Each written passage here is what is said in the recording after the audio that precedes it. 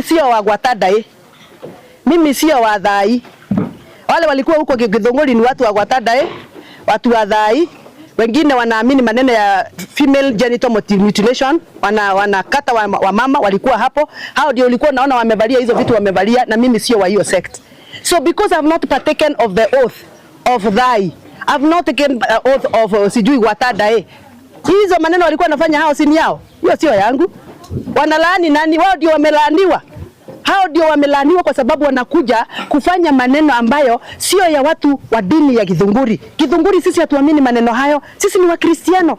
Every 500 meters in Githunguri kuna kanisa. Sisi ni Wakristiano. Kanisa ya Katoliki imejaa, PCA imejaa, Independent imejaa, makanisa yote imejaa. Sasa hiyo maneno ya kuja kumwaga Muratina, waliona wakimwaga pombe. Wanamwaga pombe huko wakisema mavitu zao. Hizo ndi zao. Me, I am a Christian. I am delivered by the blood of Jesus. Kuna watu wa Githunguri walijitokeza. Na saa hii watu wa Githunguri wamekasirika sana. Sababu mkija kuleta siasa, hao vijana wanajenga hapa wataenda wapi? Hawa wote kama sasa hapa kuna almost 56 young people working here. Wataenda wapi mkileta siasa? Kwa hivyo mimi nitasimama gagai. Wanitusi, waseme nimelaaniwa. Wao ndio watalaaniwa kwa sababu wanazuia serikali of the day to build the heritage and the culture of watu wa Githunguri na watu wa Mount Kenya kwa ile kazi inafanywa ambayo ni ya kujenga sio ya kubomoa. Wacha nikuulize, unafikiria tunafurahia sana tukiona land yetu ambayo ni ya Maumau ikikaa idle when our boys and girls are loitering in the street without vibarua?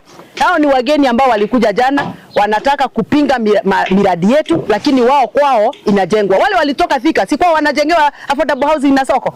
Wale walitoka Kiambaa, sababu kuna watu wameshikwa wako sell, si kwao wanajengewa affordable housing. Kwa nini wanaleta siasa kwetu? Lakini ninaelewa wale ambao walete siasa ni land grabbers.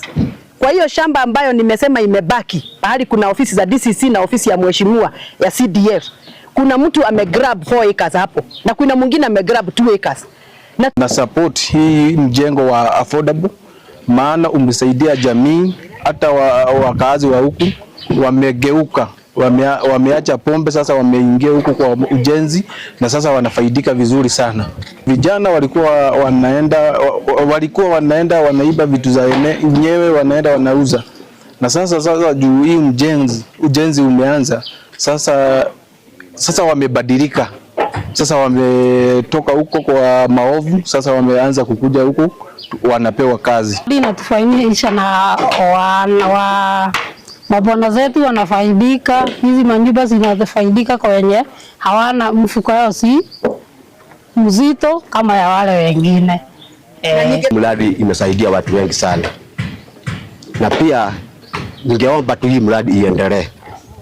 Juu hata wenye ambao wako huko kwa mihadarati wakikuja hapa tuungane sisi pamoja, tunafanya kazi na tuondokee hiyo mradi ya kukunywa mihadarati.